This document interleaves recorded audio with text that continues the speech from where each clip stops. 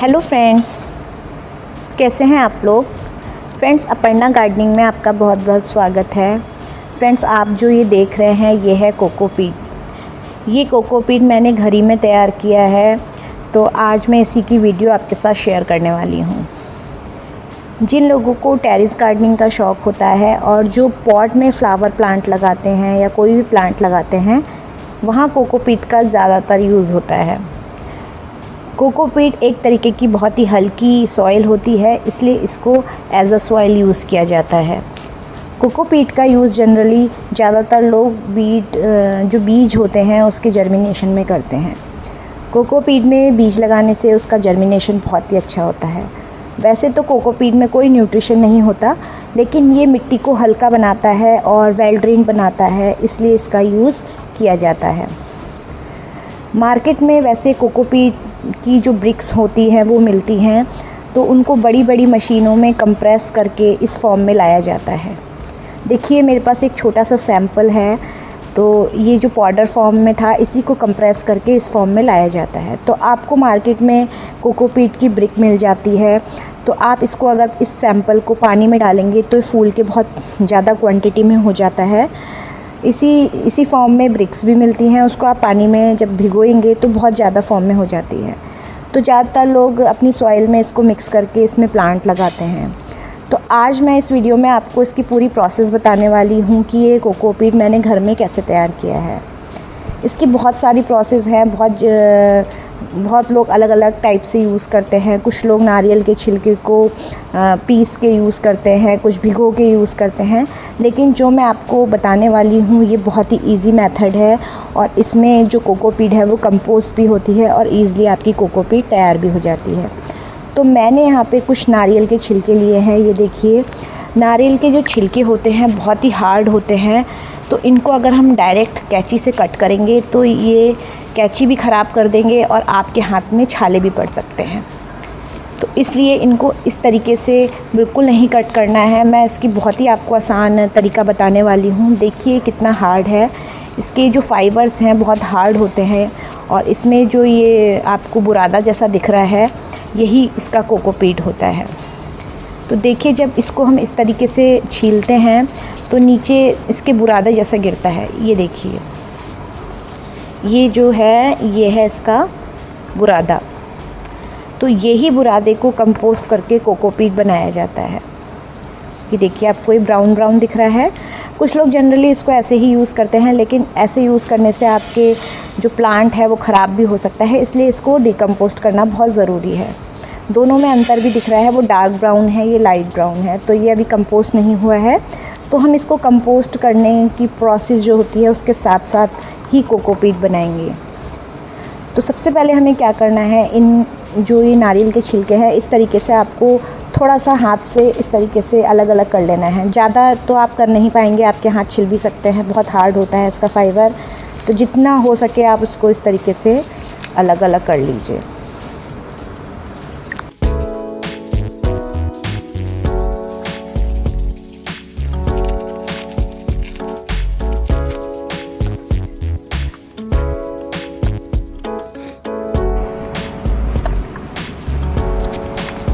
फिर अलग अलग करने के बाद मैंने एक गमला है ये मेरा, इसमें ड्रेनेज होल नहीं था, तो मैंने इसी में पानी लिया है और इसी पानी में इसको अच्छी तरीके से डुबो देना है।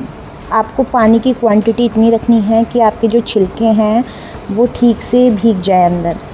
जो कंपनीज़ होती हैं, फैक्ट्रियाँ होती हैं जहाँ कोकोपीट बनाया जाता है, वहाँ पे इन छिलकों को नाले में, तालाब में भिगोया जाता है, लेकिन हम इसको घर ही में बना रहे हैं, तो हम किसी भी बाल्टी या किसी भी कंटेनर में इसको भिगो के रख सकते हैं। तो इनको ढंग से डुबोने के लिए इसके ऊपर आप एक ईंट का टुकड़ा रख दीजिए जिससे नीचे को दब जाएँ, तो आपका ये जो छिलके हैं नारियल के अच्छी तरह भीग जाएंगे। और इसको ढक के रख देना है लगभग 1 से 2 महीने। तो 1 से 2 महीने तक इसको ढक के रखना है, तभी ये थोड़े सॉफ्ट होंगे, तभी ये कंपोस्ट हो पाएंगे। कंपनीज़ में तो 1-1 साल तक रखते हैं। तो देखिए, यहाँ पे लगभग मैंने इसे 1-1.5 महीना रखा है, तो ढक के रखने के बाद ये इस तरीके से हो गए हैं। इनका कलर भी चेंज हो गया है। थोड़ी थोड़ी इसमें स्मेल भी आ रही है। अगर आपको ज़्यादा स्मेल लगे तो आप मास्क लगा सकते हैं। थोड़ी बहुत स्मेल तो आएगी, रुका हुआ पानी होता है, रुके हुए पानी में स्मेल तो आती ही है। तो देखिए यहाँ पे जो फाइबर हैं थोड़े सॉफ्ट हो गए हैं। उसको मैं हिलाती हूँ और थोड़ा जो एयर के कांटेक्ट में थे, उन जो नारियल का छिलका है उसके कलर भी थोड़ा चेंज हो गया है। जो डार्क ब्राउन था वो एयर के कांटेक्ट में था, इसलिए उसका कलर डार्क ब्राउन हो गया है, और जो पानी में डूबे थे वो लाइट ब्राउन कलर के ही हैं। फिर इनको हम अच्छी तरीके से इसमें निकाल लेंगे। एक मैंने टब लिया है, इसमें मैं इनको निकाल लूँगी। तो एक एक करके मैं इसमें से सारा जितना भी नारियल का छिलका था इसको मैं निकाल लेती हूँ।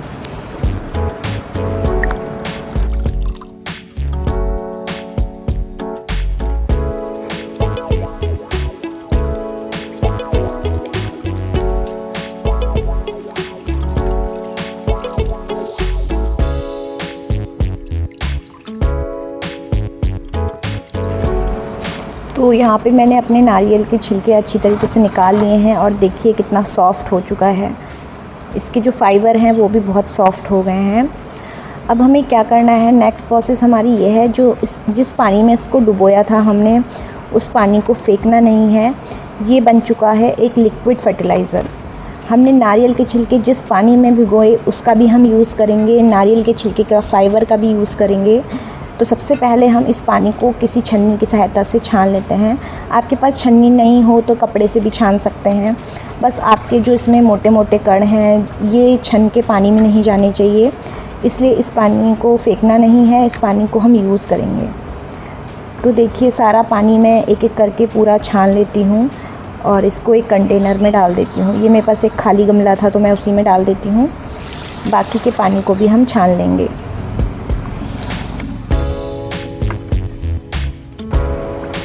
तो देखिए इसमें बुरादा जैसा निकल गया है, जो नीचे जमा बैठा था वो भी इस छलनी में आ गया। तो इसको अभी हम साइड कर देंगे।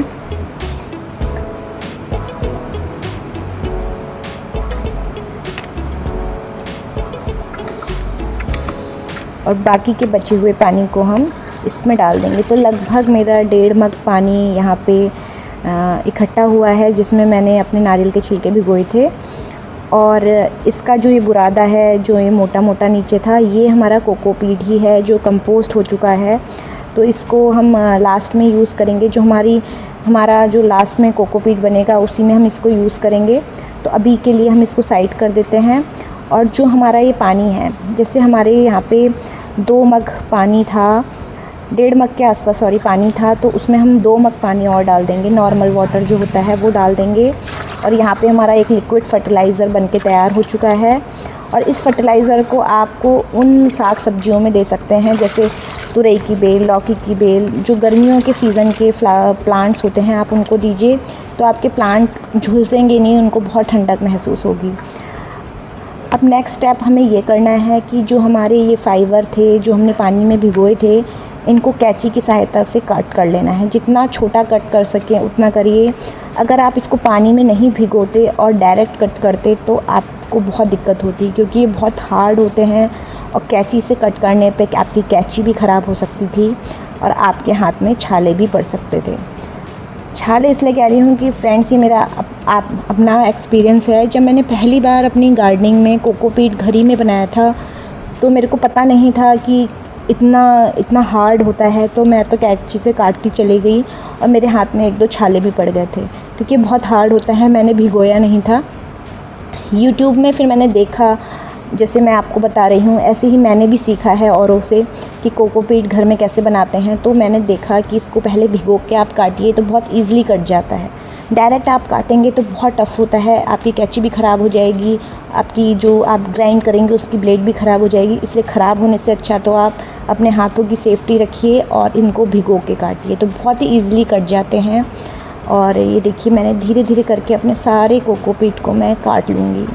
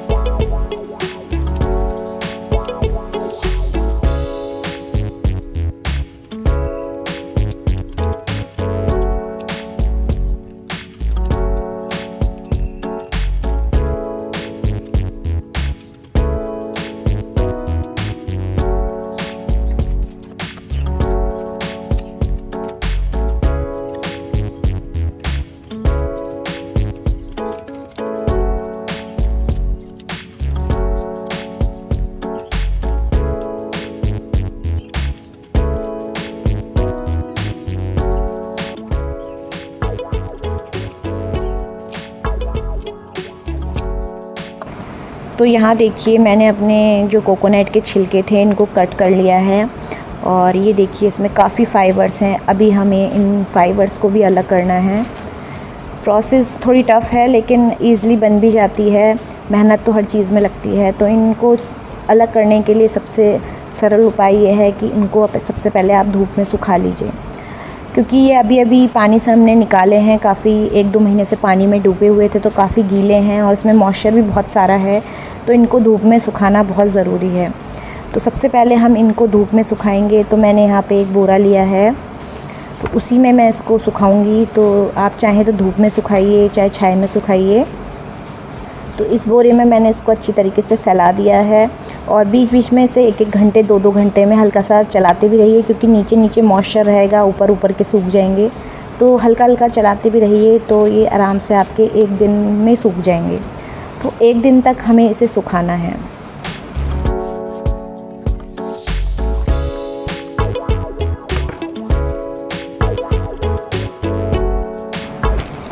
एक दिन सुखाने के बाद देखिए इसकी हालत कुछ इस तरीके से हो गई है। बहुत ही अच्छी तरीके से सूख चुके हैं।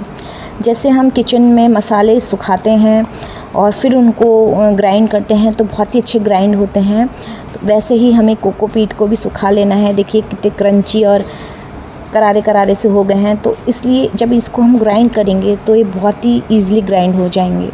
गीला आप ग्राइंड करते तो आपकी जो जार है उसकी ब्लेड भी ख़राब हो सकती थी। तो मैंने यहाँ पे देखिए एक मिक्सी में इसको मैं ग्राइंड करने वाली हूँ, तो मैं ले आई हूँ। यहाँ पे मैंने एक जार ले लिया है और ये सूखे सूखे जो कोकोनट के टुकड़े हैं इनको हम इसमें डाल देंगे। जो कोकोनट के छिलके के टुकड़े हैं, सॉरी कोकोनट बोला मैंने। तो इसको हम ग्राइंड करेंगे इस मिक्सी में। तो घर वालों से हो सकता है आपकी डांट भी पड़ जाए, लेकिन चिंता मत करिए, आपका जो मिक्सी का जार है वो ख़राब नहीं होगा, क्योंकि हमने इसको कंपोस्ट भी कर दिया है और इसके टुकड़े भी बहुत महीन महीन हो गए हैं। तो इसको हम एक बार चला के अच्छी तरीके से ग्राइंड कर लेंगे। तो इसको हम ग्राइंड कर लेते हैं पहले, और जब इसका हम ढक्कन खोलेंगे तो देखिए इसमें ये बुरादा जैसा आपको दिख रहा है। तो आप अगर आपको सेफ़्टी पर्पज़ के लिए मास्क लगाना है तो आप मास्क भी लगा दीजिए, वैसे इससे कोई फ़र्क नहीं पड़ता है। तो यहाँ पे हम एक एक करके अपने सारे जितने भी मेरे कोकोनट के टुकड़े थे, इनको मैं कोकोनट के छिलके के टुकड़े थे, इनको मैं अच्छी तरीके से एक एक करके ग्राइंड कर लूँगी।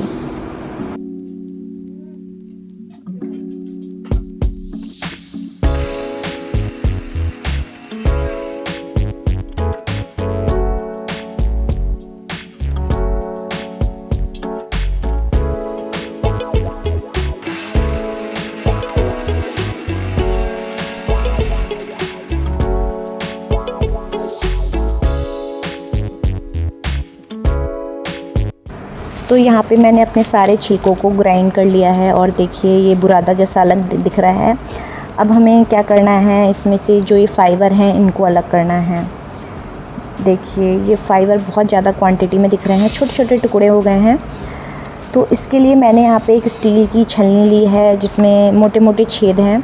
बारीक छलनी से आप करेंगे तो आपका जो कोकोपीट है वो निकलेगा नहीं बाहर, इसलिए मैंने मोटी छलनी ली है। ये ज़्यादातर आपको किचन में मिल जाएगी, ज़्यादातर सभी के किचन में होती है। तो इसी छन्नी में मैं इस कोकोपीट के जो ये छिलके हैं, जो कोकोनट के छिलके हैं, इनको इस तरीके से छानूंगी। तो आपका देखिए जो नीचे झड़ रहा है यही हमारा कोकोपीट है जो कंपोस्ट हो चुका है।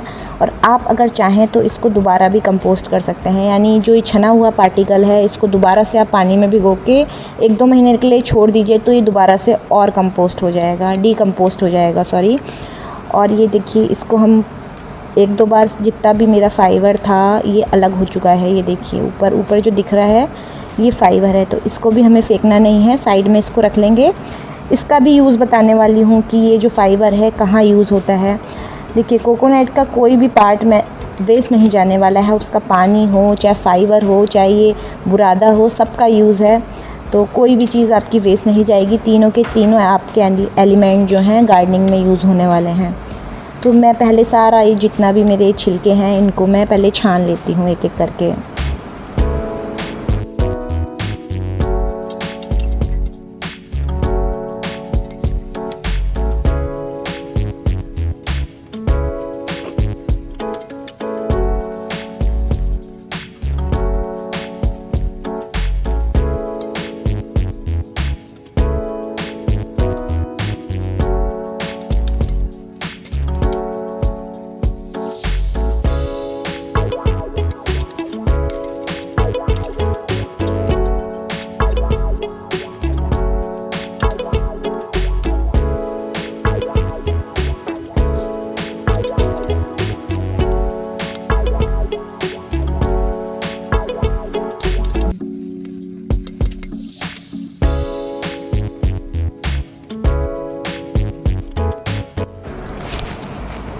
तो देखिए यहाँ पे मैंने अपने सारा जितना भी छिलके थे इनको छान लिया है और देखिए कितना सारा निकला है।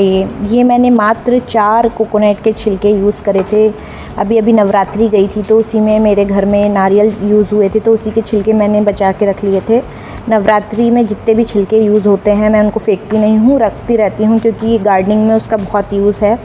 तो देखिए यहाँ पे मैंने एक थाली भर के लगभग इतना सारा मैंने ये कोकोपीट तैयार कर लिया है। और देखिए कितना महीन महीन हुआ है, एक भी फाइबर का टुकड़ा नहीं मिलेगा आपको। और जो ये फाइबर्स हैं, जो ये सूखा हुआ यह है, इसको हमें फेंकना नहीं है। इसका भी यूज़ मैं बताऊंगी। तो गार्डनिंग में इसका बहुत ज़्यादा यूज़ है, क्योंकि गर्मी आ चुकी है और आपके जो प्लांट हैं वो गर्मी से झुलस जाते हैं। तो इससे हम करने वाले हैं प्लांट्स की मल्चिंग देखिए कैसे की जाती है। आप कोई भी जो पॉट है उसके चारों तरफ मिट्टी के ऊपर में एक लेयर बना दीजिए इस छिलकों की, इन फाइबर की। तो आपकी जो मिट्टी है उसमें नमी बनी रहेगी और आपके प्लांट जो हैं वो झुलसेंगे नहीं, क्योंकि गर्मियों में क्या होता है, धूप पड़ती है, बहुत जल्दी सनबर्न हो जाता है और आपकी मिट्टी भी बहुत जल्दी सूख जाती है। तो आपको बहुत जल्दी पानी देना पड़ता है। तो आपको जल्दी पानी देना ना पड़े और कभी आप 1-2 दिन के लिए घर से बाहर जाएं तो इस तरीके से आप मल्चिंग कर दीजिए इन कोकोनट के जो फाइबर्स होते हैं उससे। तो आपका प्लांट बहुत दिनों बाद आपको मतलब 1 से 2 दिन तक आपका प्लांट मुरझाएगा नहीं, काफ़ी उसमें आपकी नमी बनी रहेगी। तो मैं तो अपने प्लांट्स में ऐसे ही मल्चिंग कर देती हूँ जब मुझे 1 से 2 दिन तक के लिए घर से बाहर जाना है। आप नॉर्मली भी इससे मल्चिंग कर सकते हैं। और बाकी देखिए मेरा कोकोपीट जो बाकी का था वो है कोकोपीट। तो ये जो बन के तैयार हुआ है बहुत ही अच्छा तैयार हुआ है, मार्केट से भी अच्छा है। देखिए कितना, आप छू के देखिए तो कितना ड्रेन, मतलब इसका जो कितना हल्का है और वेल ड्रेन्ड बिल्कुल मिट्टी बनेगी। जब आप इसको मिट्टी में मिक्स करके अपने प्लांट को लगाएंगे या आप इसमें सीड जर्मिनेट करेंगे तो बहुत ही अच्छी तरीके से होंगे। तो फ्रेंड्स, मैं तो हर साल इसी तरीके से कोकोपीट बनाती हूँ अपने घर में। अगर आपको इस बार बना के ट्राई करना है तो आप इस वीडियो से सीख सकते हैं कि कोकोपीट कैसे बनाया जाता है। तो फ्रेंड्स, आपको मेरी ये वीडियो कैसी लगी कमेंट बॉक्स में कमेंट करके ज़रूर बताइएगा और मेरे चैनल को सब्सक्राइब ज़रूर करिएगा अगर आपने अभी तक नहीं किया है तो फ्रेंड्स, मिलते हैं नेक्स्ट वीडियो में गार्डनिंग से रिलेटेड और जानकारी के साथ। Bye bye friends, happy gardening, take care.